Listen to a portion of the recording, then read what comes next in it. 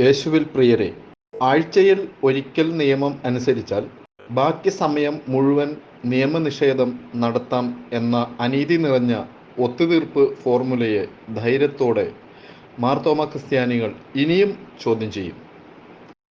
എത്ര തെറ്റുകൾ ചെയ്തിട്ടും വിമതരെ തൊടാൻ ഭയക്കുന്ന സഭാ നേതൃത്വം ലിസിറ്റ് കുർബാനയെ ഇല്ലിസിറ്റ് ആയി പ്രഖ്യാപിക്കാനും ഇല്ലിസിറ്റ് കുർബാനയെ ലിസിറ്റ് കുർബാന ആയി പ്രഖ്യാപിക്കാൻ പെടാപ്പാടുപെടുന്ന ലോകത്തിലെ തന്നെ ഏക സഭ ആഗോള സീറോ മലബാർ സഭ.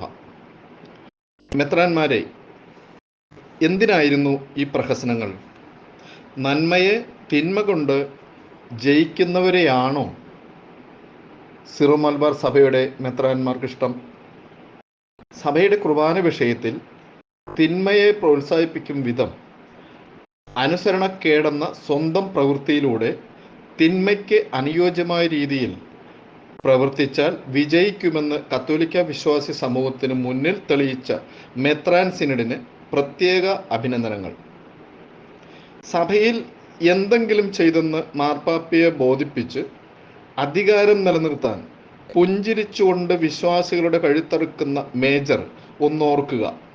ഈ സഭ ഇവിടുത്തെ ഓരോ അൽമായൻ്റെ കൂടെയാണ്. പരിശുദ്ധ കുർബാനയെ അവഹേളിക്കുന്നത് നോക്കി നിൽക്കാൻ കഴിയില്ല. ഞങ്ങളുടെ അമ്മയാണ് തിരുസഭ. വിശ്വാസികളുടെ അവകാശമാണ് സഭയുടെ കുർബാന. ബാഹ്യമായി മനുഷ്യർക്ക് നല്ലവരായി കാണപ്പെടുന്ന നിങ്ങൾ ഉള്ളിൽ കാപട്യവും അനീതിയും നിറഞ്ഞവരല്ല എന്ന് തെളിയിക്കാൻ സഭാ നേതൃത്വം തയ്യാറാകുമോ? വിശുദ്ധ ലൂക്കാ സുവിശേഷകൻ 12:2 പറയുന്നു, മറഞ്ഞിരിക്കുന്നതൊന്നും വെളിച്ചത്ത് വരാതിരിക്കയില്ല, നിഗൂഢമായിരിക്കുന്നതൊന്നും അറിയപ്പെടാതിരിക്കുകയുമില്ല. ലൂക്കാ സുവിശേഷൻ 12:3 പറയുന്നു, അതുകൊണ്ട് നിങ്ങൾ ഇരുട്ടത്ത് സംസാരിച്ചത് വെളിച്ചത്ത് കേൾക്കപ്പെടും, വീട്ടിൽ സ്വകാര്യ മുറികളിൽ വെച്ച് ചെവിയിൽ പറഞ്ഞത് പുരമുകളിൽ നിന്ന് പ്രഘോഷിക്കപ്പെടും. സഭയുടെ കുർബാനയ്ക്ക് വേണ്ടി അവകാശപ്പെടുന്ന അൽമായർ സഭയെ അനുസരിക്കുന്ന മക്കളാണെന്ന് സഭാ നേതൃത്വം തിരിച്ചറിയുന്ന കാലം വിദൂരമല്ല. ഞാൻ Thomas Kanjirathinkal, saint Thomas Kottakkavu forane church, north Paravur.